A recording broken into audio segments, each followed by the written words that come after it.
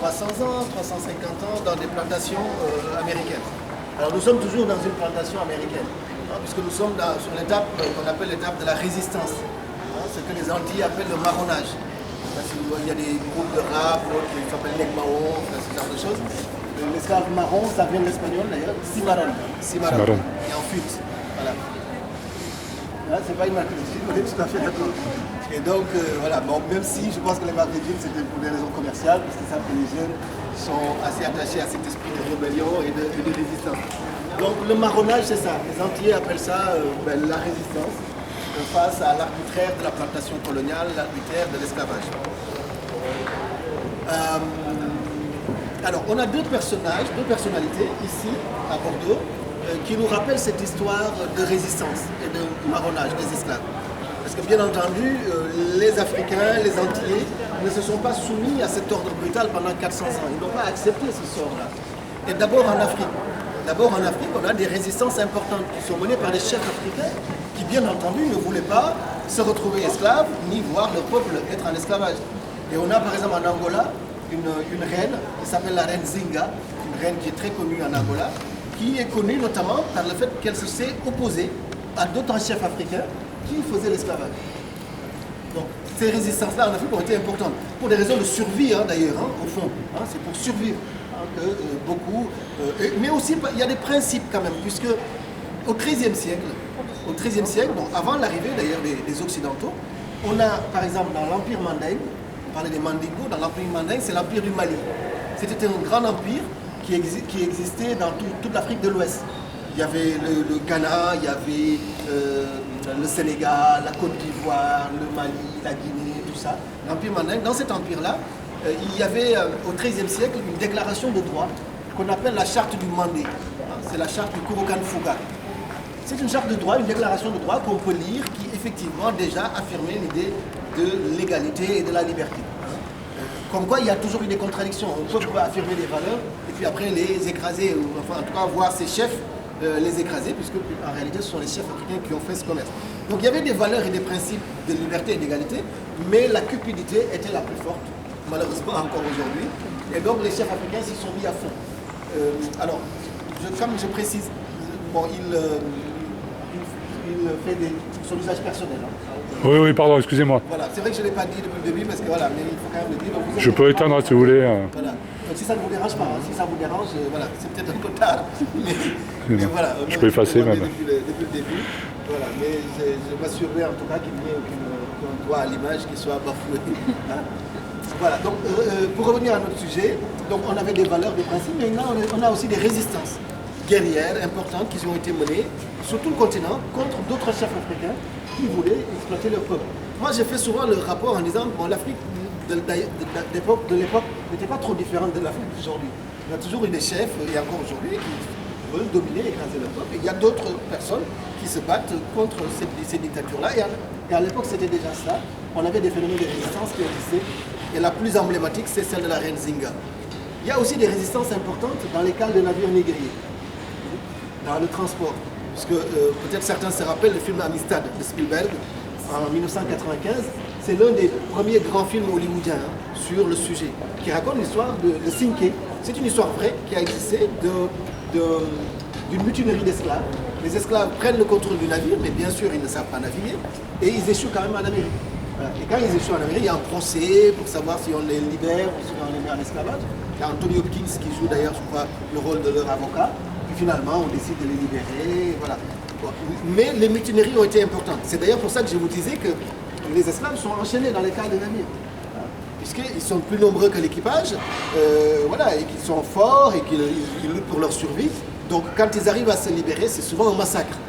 Et on a eu beaucoup de mutineries d'esclaves comme ça, dans les cales des navires négriers, mais c'est des mutineries un peu désespérées, puisque lorsque les esclaves prennent le contrôle du navire, ils ne savent pas naviguer, bien sûr. Donc soit ils échouent sur les rochers, ils meurent en pleine mer, ou bien quelquefois ils échouent en Amérique. Et là, bien sûr, la plupart du temps, ils sont mis en esclavage. Mais ces résistances ont été là, elles ont été importantes. Les résistances, par contre, les plus fondatrices, ce sont les résistances qui se sont faites dans les plantations en Amérique. Et là où vraiment c'était plus important et plus intéressant, encore une fois, c'est le Brésil. Je vous ai dit que là, l'esclavage est le plus massif et le plus durable. 5 millions sur les 14 millions, et pendant 4 siècles pratiquement, puisque c'est les Portugais qui commencent. Et l'esclavage a été aboli la dernière fois d'ailleurs en Occident. Le dernier pays occidental, c'est le Brésil, à abolir l'esclavage. En 1888, bien après la France, bien après leur indépendance. Parce que le Brésil est indépendant du Portugal depuis 1820. Voilà. Mais il continue quand même ce commerce-là. Et c'est là où aussi les résistances ont été les plus importantes, les plus fondatrices. Puisque l'esclavage est massif et durable, il y a une langue commune, il y a des solidarités communes qui se mettent en place, et les esclaves, lorsqu'ils se mutilent, ils se réfugient dans ce qu'ils appellent les quilombos.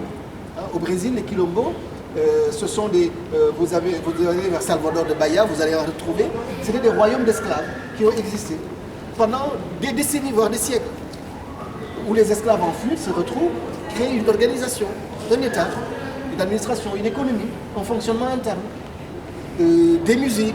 La capoeira, par exemple, elle a pris son envol dans les quilombos et résiste bien sûr aux Portugais qui veulent les reprendre en esclavage pendant plusieurs décennies.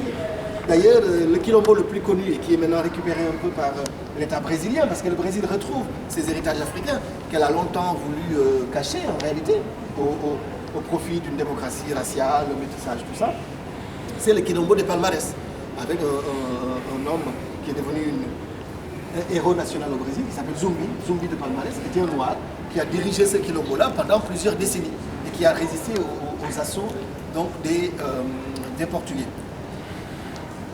Aux Antilles aussi, on a des phénomènes de résistance. Les Antilles françaises, Martinique, Guadeloupe, bon, des résistances plus domestiques en réalité, puisque les esclaves pouvaient s'enfuir dans ce qu'on appelait les mornes. Hein, les mornes, c'est les montagnes, hein, pour voilà, constituer aussi des petites sociétés. Hein. On sait que le reggae, par exemple, s'est beaucoup développé dans les Antilles anglaises, la Jamaïque, tout ça, avec ça. Puisque ce sont des gens qui se retrouvaient, qui ont fui les plantations et qui créaient des micro-sociétés avec une culture commune et une référence à l'Afrique qui les a subsisté. La résistance la plus importante et dont on a ici deux souvenirs, c'est celle qui est partie de Haïti, de Saint-Domingue. Puisque vous savez que la Révolution en 1789 proclame la liberté, l'égalité et la fraternité. Seulement pour les gens de métropole, pas pour les colonies. Parce que le sucre serait trop cher si on devait payer les esclaves. Il y avait à la Convention en 1789 des députés qui étaient déjà favorables à l'abolition. L'abbé Grégoire était favorable à l'abolition. Condorcet était favorable à l'abolition. Mais les milliers d'affaires bordelais, Rochelet et Nantais sont montés à la Convention et ont averti. Si vous accordez la liberté aux esclaves, ben, l'économie s'effondre. Donc la Convention a pris peur et elle a maintenu le système. Ce qui fait qu'en 1789, la liberté n'est pas générale, elle n'est pas applicable dans l'économie. Il va y avoir un événement important, c'est la première révolte haïtienne, en 1791. En 1791, les esclaves haïtiens se rebellent. Et comme je vous ai dit, c'est une île à esclaves. Il y a 400 000 esclaves, 30 000 colons. C'est énorme. Et quand ils se soulèvent là, notamment sûrement aussi encouragés par les idées révolutionnaires qu'ils entendent, parce que les liens entre Haïti et la France sont quand même des liens qui sont très très proches, mais c'est un massacre hein, quand ils se révoltent. C'est un massacre. D'ailleurs, beaucoup de colons bordelais se réfugient ici, sont devenus réfugiés et étaient à l'église Saint-Bruno. Beaucoup de colons bordelais, c'est un massacre. Et certains d'autres fuient pour aller en Louisiane et pour continuer à faire l'esclavage. Cette révolte est importante. Elle est menée par un homme qui s'appelle Toussaint Louverture.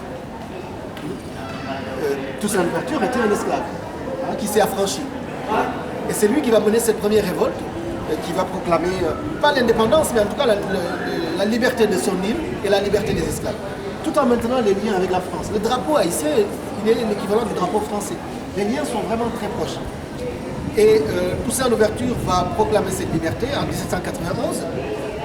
Devant les menaces de rébellion et de contagion des autres colonies, la Convention décide d'abolir pour la première fois l'esclavage de la traite du Nord en 1794.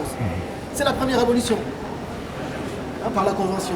Et d'ailleurs, Haïti envoie 3 députés à la Convention, un blanc, un mulâtre et un ancien esclave, qui s'appelle Jean-Baptiste Belley, qui est un esclave de Gorée.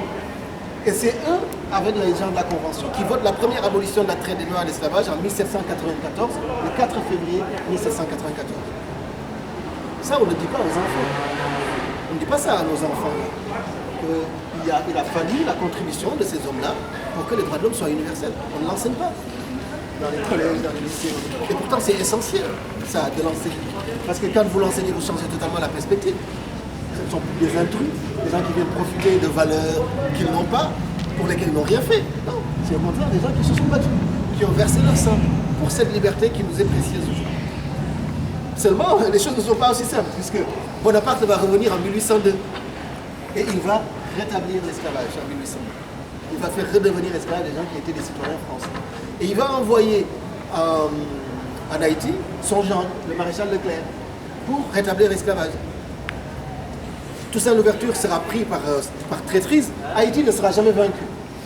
Toussaint Louverture sera pris par traîtrise et déporté au fort de Joux. Je vous ai dit, il passe d'ailleurs par Bordeaux.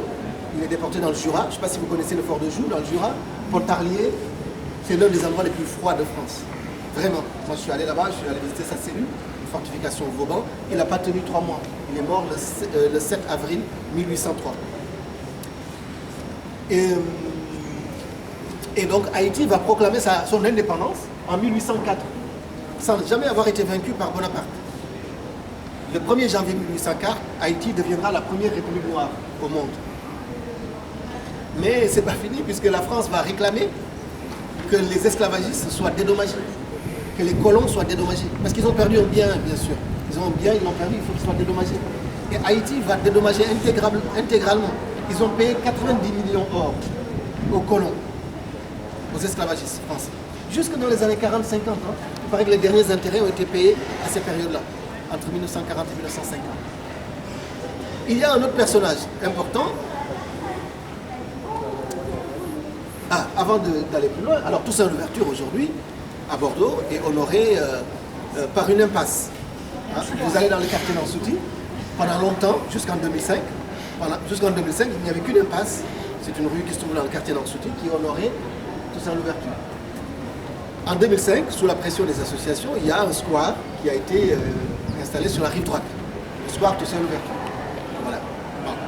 Pour qui connaît la psychologie de la bourgeoisie bordelaise, ce qu'on amène sur la rive droite, c'est ce qu'on ne veut pas voir. C'est la terra incognita. C'était le cas jusqu'à présent. Bon, les choses ont un peu changé quand même dans la Bordeaux, mais c'était ça. Et d'ailleurs, ce square-là, si vous n'êtes pas renseigné, il n'y a pas de signalétique. Vous ne pouvez pas savoir que... Alors, il y a un petit bus, effectivement, qui est en train d'être mangé par l'érosion, mais il n'y a rien qui est fait pour que la personne qui vient pique-niquer là puisse savoir qu'il y a quand même un homme qui a marqué l'histoire du monde. Rien du tout. Voilà.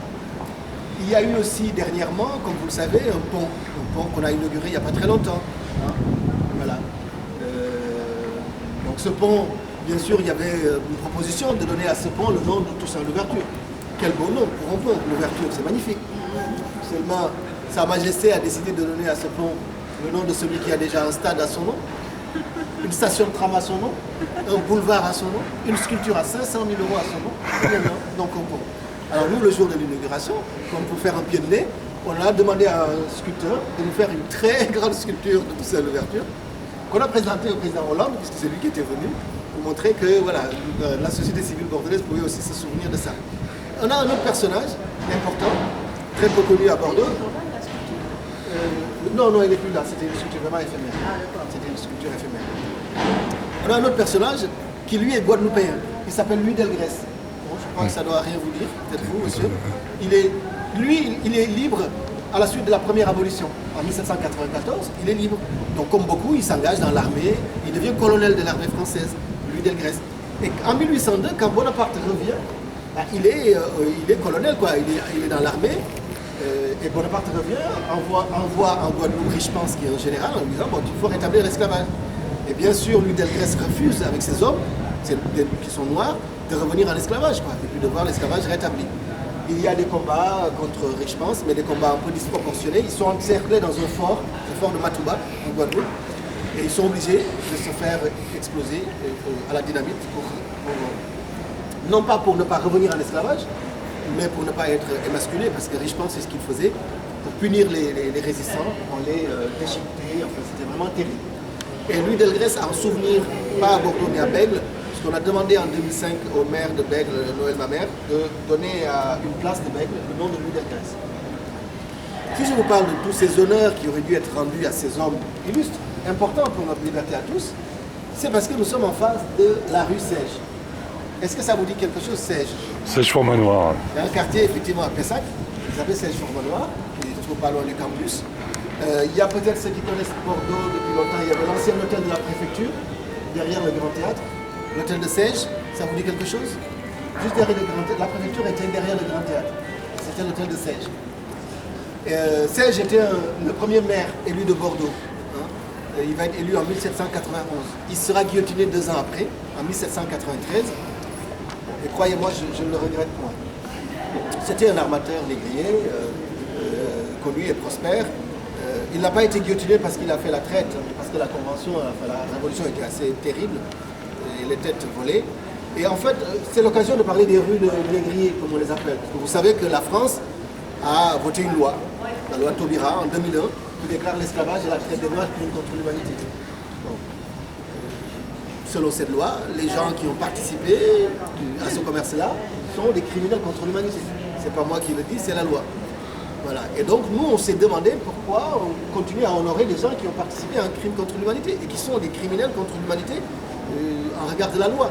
Soit c'est une loi morale, ce qui semble être le cas, ou bien c'est une loi avec des conséquences pénales, ou des possibilités, pas forcément de réparation, mais des réparations ne serait-ce que symboliques.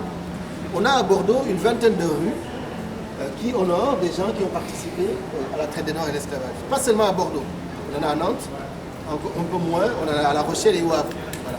Donc nous, on a posé un débat en disant, mais la signalétique urbaine, ce sont des valeurs. Les rues, les noms des rues, c'est des valeurs qu'on affiche. Et pour nous, ces valeurs doivent être exemplaires. Elles doivent au moins refléter leur époque. On peut comprendre qu'au XVIIIe siècle, l'esclavage étant autorisé, admis, légal, qu'on les honore. Mais nous sommes au XXIe siècle. Aujourd'hui, nous savons que c'est un crime contre l'humanité. Alors on a proposé à ce qu'on mette une plaque explicative en bas de la rue, que les jeunes, moins jeunes, que les gens puissent savoir. D'abord pour respecter la loi, ensuite pour respecter notre mémoire, la mémoire de l'humanité qui a été bafouée.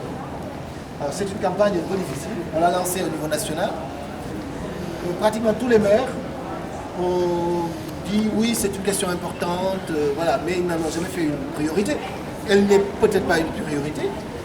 Toujours est-il que dernièrement, la ville de Nantes est celle qui a le plus été audacieuse sur la question de la mémoire, d'une manière générale en France. Dès les années 90, il y a eu beaucoup d'initiatives, beaucoup d'investissements. En 2012, la ville de Nantes a inauguré un mémorial à l'abolition de l'esclavage, qui a coûté 4 millions d'euros sur les quais de la Loire. Donc à Bordeaux, c'est encore un peu lent. Ce que je dis souvent, c'est que le noir n'est pas soluble dans le rouge. Voilà. Expliquer les résistances bordelaises à cette question-là. Quand on a un produit comme ça, voilà, c'est difficile de lier ce produit à l'histoire de notre continuité, donc on n'est pas fiers. Alors, je précise que nous, notre demande, ce n'est pas de stigmatiser les Bordelais d'aujourd'hui. Enfin, si vous avez un peu suivi la visite, je l'espère, c'est que cette histoire est très complexe. Si les Bordelais devaient se sentir coupables, alors moi je devrais me sentir coupable, parce que moi je suis africain, peut-être que mes ancêtres ont vendu. Voilà. On n'est pas dans une question morale de culpabilité, mais dans le respect de la loi et dans le respect de l'évolution des droits. Alors, il y a une petite évolution, puisqu'en 2012, vous savez qu'on était en campagne électorale. Moi, pendant les campagnes présidentielles, je fais toujours des lettres, comme des bouteilles qu'on jette à la mer, en disant, bon, j'ai écrit aux différents candidats. Et bingo, l'actuel président m'a répondu le 3 avril 2012. C'est pas encore élu, bien sûr. J'ai fait une lettre que je garde précisément. Donc, sur la question, donc, je les ai interpellés en disant, bon, il faut quand même faire quelque chose sur les rues. Il m'a répondu une lettre en me disant, et peut-être faudrait-il inciter nos élus à revoir la signalétique urbaine en référence à ce commerce tragique. Point d'interrogation. C'est du hollandisme pur jus. Ça ne mange pas de pain, voilà. Donc disons que voilà, nous en tout cas cette campagne, c'est un héritage, c'est une trace de l'esclavage et de la traite des Noirs, et c'est une trace que nous avons aussi à interroger, puisque c'est une trace de la modernité, et ça, je pense, méritait d'être dit.